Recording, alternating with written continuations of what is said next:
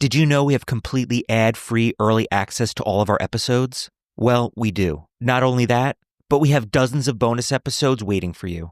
Head on over to patreon.com/ghosttownpod, and you can check it out for 7 days absolutely free. That's patreon.com/ghosttownpod. Hey, I'm Paige DeSorbo, and I'm always thinking about underwear. I'm Hannah Berner, and I'm also thinking about underwear, but I prefer full coverage. I like to call them my granny panties. Actually, I never think about underwear. That's the magic of Tommy John. Same. They're so light and so comfy, and if it's not comfortable, I'm not wearing it. And the bras, soft, supportive, and actually breathable. Yes, Lord knows the girls need to breathe. Also, I need my PJs to breathe and be buttery soft and stretchy enough for my dramatic tossing and turning at night. That's why I live in my Tommy John pajamas.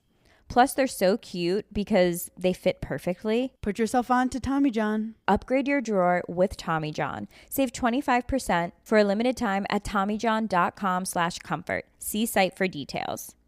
For 25 years, Brightview Senior Living Associates have been committed to creating a vibrant culture and delivering exceptional services, making Brightview a great place to work and live. If you're looking for a rewarding opportunity to serve your local community and grow, we want you to join our team. Brightview Senior Living is growing and actively seeking vibrant associates to join our community teams, including directors, healthcare, activities, hospitality, and dining. Apply today at careers.brightviewseniorliving.com. Equal employment opportunities. Text BV Jobs to 97211 to apply.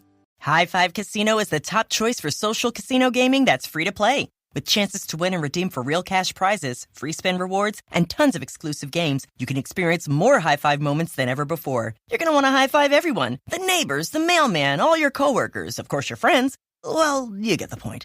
Your high five moment awaits at highfivecasino.com. No purchase necessary. Void where prohibited by law. Must be 21 years or older. Terms and conditions apply. Lost at Sea. I'm Jason Horton. I'm Rebecca Lieb. And this is Ghost Town.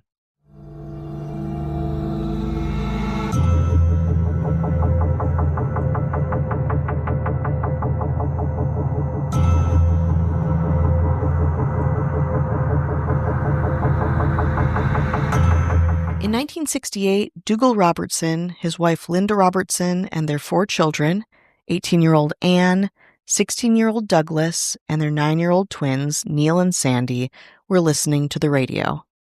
The Robertsons weren't listening to news or music, but the life of British master yachtsman Robert Knox Johnston's attempt to become the first person to sail solo around the world nonstop. And the family was entranced. The segment prompted 9-year-old Neil to say, quote, "Daddy's a sailor. Why don't we sail around the world too?" Nobody could argue why not, but one idea from a 9-year-old boy would snowball into something much bigger than a family trip, a wild goal that would turn dangerous and eventually threaten the lives of the entire family. Today on Ghost Town, the Robertson family shipwreck. Even before deciding to sail around the world with his young family, Dougal Robertson had an eventful and tragic life tied to the sea. Born in Edinburgh, Scotland in 1924, Dougal had always liked sailing, ships, and the ocean, attending Leith Nautical College and then joining the British Merchant Navy. He married, had a son, and began his young life. But at just 18 years old, his trajectory was horrifically and abruptly cut short. Heartbreakingly, an attack occurred on a Sri Lankan ship Robertson's family was traveling on, and Robertson's wife and son were killed. After this incident, Robertson quit the Navy and began working as a dairy farmer in the UK. He eventually remarried and began a new family, with eldest daughter Anne, eldest son Douglas, and twin sons. But Dougal Robertson always loved the ocean and felt somewhat stifled by his land-based life. The most notable daily occurrence was the milk wagon turning up to take the milk their cows had produced to Manchester. But not only was it boring, per se, but because of this specific rural lifestyle, Dougal Robertson felt like his kids weren't getting a good education in the ways of the world. For example, one day Dougal and his son Neil followed the wagon to the neighboring farm where it stopped to pick up more milk. Neil asked his father if this was Manchester. Dougal went, How stupid can my children be? According to Douglas Robertson, Dougal Robertson's eldest son, quote, that started his belief that his kids were disadvantaged by their rural upbringing. So, in 1968, decades after his young naval life had ended, Dougal Robertson liked his 9-year-old son's idea of sailing around the world again, on his and his family's own terms. What could go wrong? But of course, the Robertsons weren't thinking like that. They were ready for a big family adventure. So they set a plan in motion. In the summer of 1970, the family sold their entire dairy farm and used their life savings to buy a boat in Malta named Lucette, a 43-foot wooden schooner built in 1922. The family set sail on January 27, 1971. Said Douglas Robertson in an incredible in-depth interview with People magazine, quote, we didn't even sail around the bay for a bit of practice with the yacht before we set sail from around the world. Dougal said training is best done on the job. That turned out to be short-sightedness. On-the-job training consisted of bad weather, run-ins with other ships, and parts of the Lucette breaking, but that was all perhaps to be expected. Mostly, the family was having a blast, fishing, hanging out with one another, and meeting other sailors. The Robertsons went from UK to Lisbon, then to the Canary Islands. They inherited a life raft from an Icelandic family they had befriended early on in the trip. Dougal Robertson, a proud man, at first didn't want to accept the raft. It was only when they were told that the raft was for his family, not for him, that he reluctantly agreed to take it. The Robertsons then traversed the Caribbean islands, up through the Bahamas, and to Miami, where they stayed for about 6 months. They did some odd jobs there and saved money for the next leg of their trip. The family left the United States in January 1972 and sailed onward, but they were down one family member, the oldest sister, Anne. She had fallen in love in Miami and decided to hang back. Quote, it changed the boat because we were no longer a full family, Douglas Robertson said. We'd left one of our people behind. But the rest of the Robertsons sailed on to Jamaica, through the Panama Canal and southwest to the Galapagos Islands, where they stayed for 3 weeks before heading to the Marquesas Islands approximately 2,000 miles away. On the way, they picked up a student hitchhiker in Panama named Robin Williams, who agreed to pay a token rate and teach the children English and math, while accompanying them on the next stage of their voyage. At 10 a.m. on June 15, 1972, 2 days and 200 miles away from the Galapagos, the family was weathering a choppy morning at sea. 18-year-old Douglas Robertson soon heard a bang, then another, and another. Then the Lucette was lifted out of the sea. Quote, I thought, what the hell was that? We must have gone aground. He looked at his father and discovered that he was ankle deep in water. Then Douglas looked over his shoulder to the vastness of the ocean. Douglas observed, quote, there were 3 orcas, a daddy, mommy, and a baby in between. The daddy's head was split open and bleeding badly. Turning back to his father, Douglas realized what had actually happened. The whales had attacked the schooner. His father said, quote, abandoned ship, we're sinking. Douglas replied, abandoned ship? We're not in the marina. We're in the middle of the Pacific Ocean. Abandoned ship to where? Dougal then replied to his oldest son, quote, over there, and then pointed to the ocean. At that point, the Robertson family had been at sea for 17 months, but the Lucette was sinking fast and the family was panicking. All they had was their dinghy and a raft gifted to them far earlier in the trip. Dougal told Douglas and Robin Williams to throw the dinghy and raft into the sea, which led to another disaster. The dinghy sank into the ocean. Douglas and Robin managed to retrieve it, but it was flooded. For now, they were reliant on the 80-pound raft for their survival. Not only that, at this point, the sinking ship and flimsy raft were surrounded by approximately 20 whales. Douglas Robertson would say in a later interview that he definitely thought this was the end. Quote, this is it, Douglas. This is how you're going to die. You're going to be eaten by bloody killer whales. I don't know how I had the courage to do it, he went on. I think I was just numb. I stayed in the water and helped everybody onto the raft. I kept feeling for my legs to see if I'd still got them because I heard you don't feel the bite. You just see the blood in the water. Douglas was last on the raft, which was tethered to the waterlogged dinghy. He felt safe, briefly. Quote, at least I had my legs. I hadn't been eaten. I'd survived. The shock of what happened, however, quickly hit the Robertson family. Quote, "My mom said, 'Let's say the Lord's Prayer.' My dad and I were atheists. I thought, bugger it, I'm going to ask God to spare us." Dougal said, "I don't believe in God. I'm not saying the Lord's Prayer." I said, "Dad, couldn't you just say the Lord's Prayer? It doesn't matter if you don't mean it." Dougal said, ever argumentative with his son, "Don't you think if there was a God, he would know that I didn't mean it and it wouldn't count anyway?" Bloody hell. Hundreds of miles from land with one raft, a flooded dinghy, 10 days' supply of tinned water, and 10 days' worth of food if they didn't eat much. The family and their friend were alone. But were they within 10 days of land? Would they possibly survive? Nobody was very optimistic. It was Linda Robertson who expressed what the panicked family was thinking. According to Douglas, she said, quote, "Dougal, be straight with us. Are we going to die or do we stand a chance?" Dougal didn't know the answer. He then asked Douglas a terrifying question. If they could get the dinghy in working order, would he agree to row the 250 miles back to the Galapagos Islands and raise the alarm? Quote, "For the first time in my life, I said, 'No, Dad,'" Douglas would later say. "That's 25 miles a day. Can I row 25 miles a day for 10 days against the current and the wind? No, I can't. It's a fool's errand. In any case, I'd rather die out here with you than die alone." Realizing their ultimate reality out there on the flimsy dinghy, the family reassessed the situation. Quote, "We made pledges to each other." Douglas Robertson said, quote, "One was that we would not eat each other. We would die quietly if that's what it came to, and we would look for a rescue ship. That would be our best chance to get out of this." In the meantime, they headed for the doldrums, where the northeast and southeast trade winds meet, causing heavy thunderstorms. If they could make it to the doldrums, the family rationalized, they could find fresh rainwater. Using the dinghy as a towboat powered by a jury-rigged sail, the group made its way, unsure of this chapter of their journey. After 6 days, the castaways spotted a ship.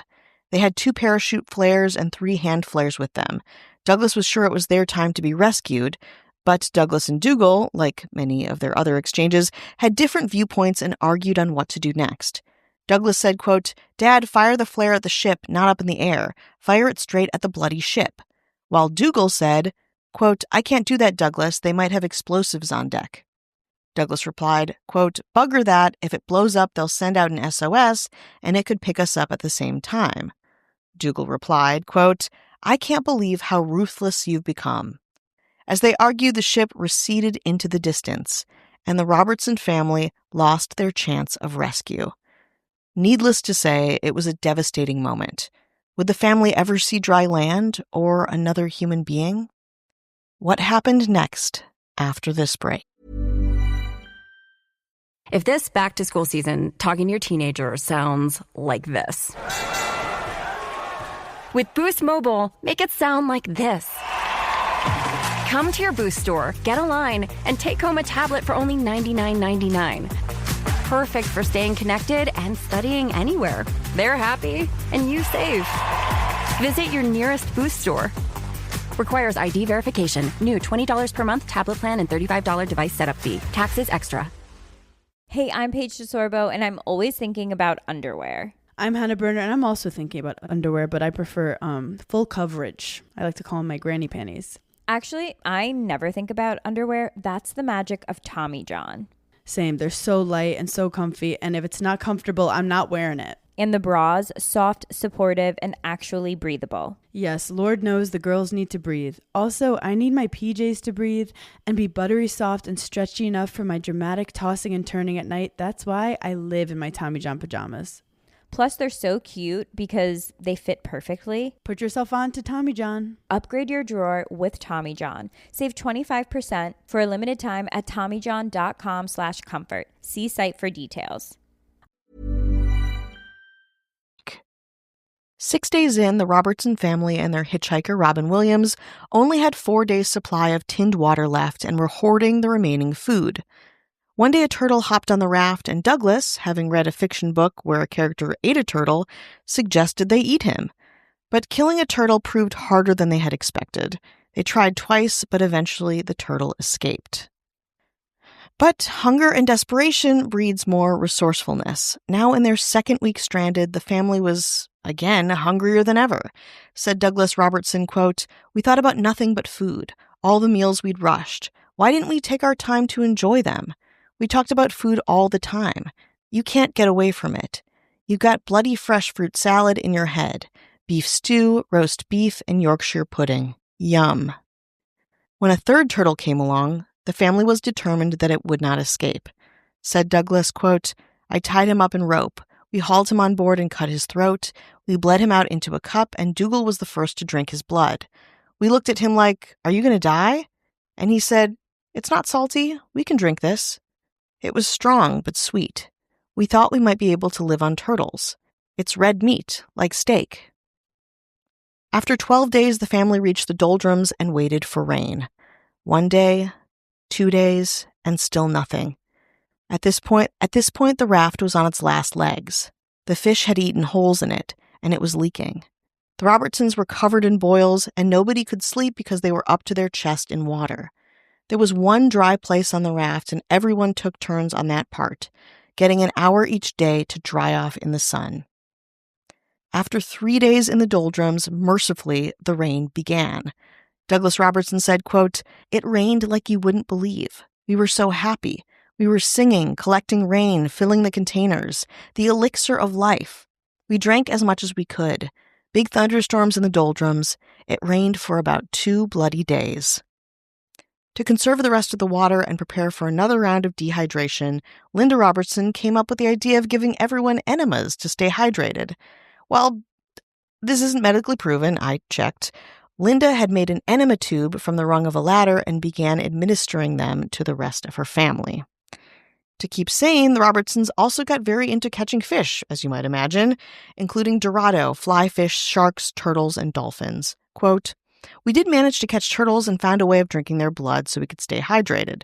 We also caught dolphins, sucking their eyeballs and their vertebrae for water. Even a shark's stomach provided us with what resembled a cooked meal from the partially digested contents." While terse, Dougal Robertson would keep a record of their time at sea. Here are some notable data points from the family's later days.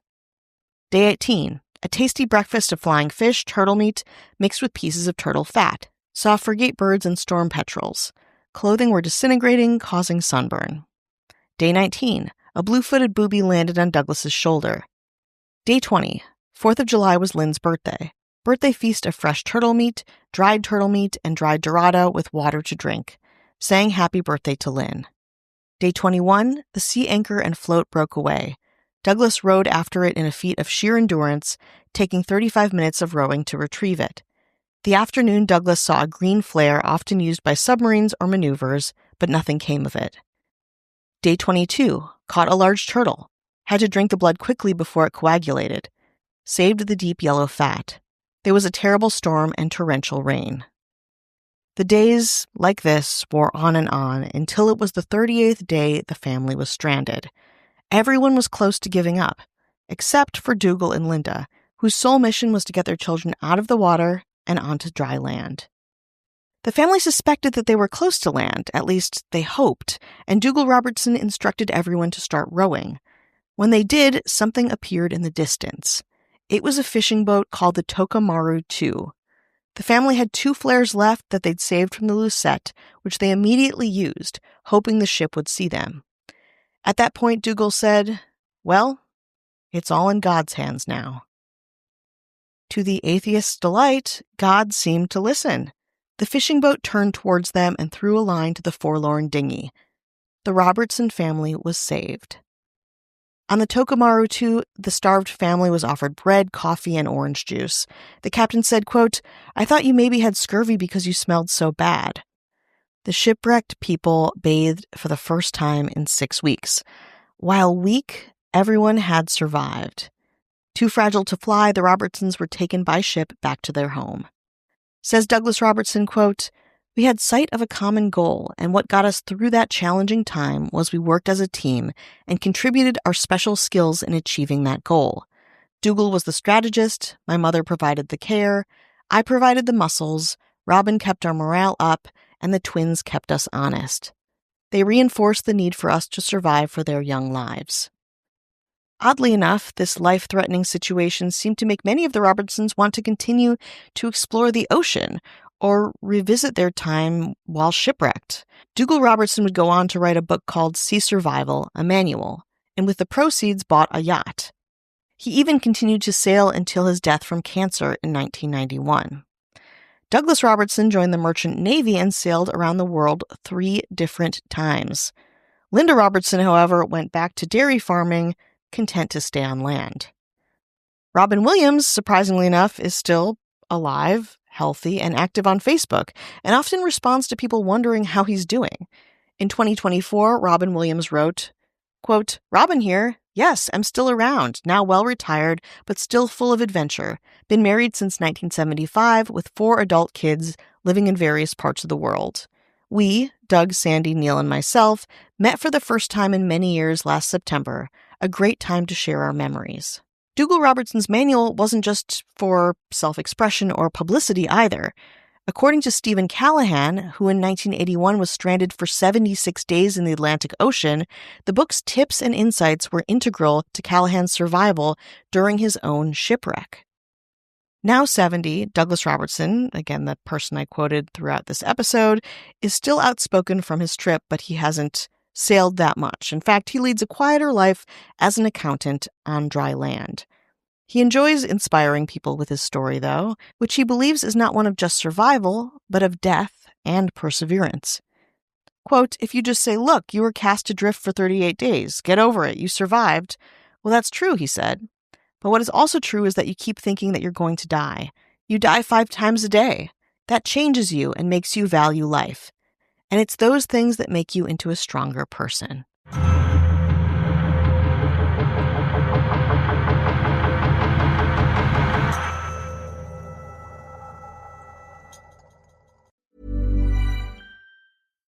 Hi, I'm Casey, host of the Casefile podcast. Today, I want to talk to you about Boost Mobile, offering reliable nationwide coverage backed by a 30-day money-back guarantee. Love your service or get your money back, no questions asked. With Boost Mobile, you get nationwide coverage and fast network speeds at a fraction of the price. Why pay more for the same great service?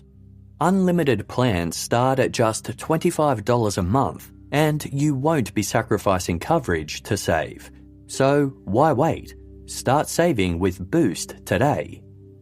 The Boost mobile network, together with their roaming partners, covers 99% of the US population. 5G speeds not available in all areas. Visit your nearest Boost Mobile store or find us online at boostmobile.com. Money back guarantee. Try Boost Mobile risk-free for 30 days. If you don't like us, you get your money back. Requires port-in and auto-pay. Customers who cancel within 30 days of activation will have Boost service fees refunded. Activation fees, if applicable, and phone payments will not be refunded. Hey, I'm Paige DeSorbo, and I'm always thinking about underwear. I'm Hannah Berner, and I'm also thinking about underwear, but I prefer full coverage. I like to call them my granny panties. Actually, I never think about underwear. That's the magic of Tommy John. Same. They're so light and so comfy, and if it's not comfortable, I'm not wearing it. And the bras, soft, supportive, and actually breathable. Yes, Lord knows the girls need to breathe. Also, I need my PJs to breathe and be buttery soft and stretchy enough for my dramatic tossing and turning at night. That's why I live in my Tommy John pajamas. Plus, they're so cute because they fit perfectly. Put yourself on to Tommy John. Upgrade your drawer with Tommy John. Save 25% for a limited time at TommyJohn.com/comfort. See site for details. You've earned your place. Now let the perks prove it. At High Five Casino, the Prestige Loyalty Program delivers real rewards tailored to how you play. Reach icon status and unlock 2 extra sweeps coins and 180 more game coins every day just for logging in. And with every tier upgrade, you can score up to a 50 sweeps coin level up bonus, plus personalized daily harvests that grow as you climb. Log in now and check your Prestige tier. Your next High Five moment is waiting. HighFiveCasino.com. No purchase necessary. Void where prohibited by law. Must be 21 years or older. Terms and conditions apply.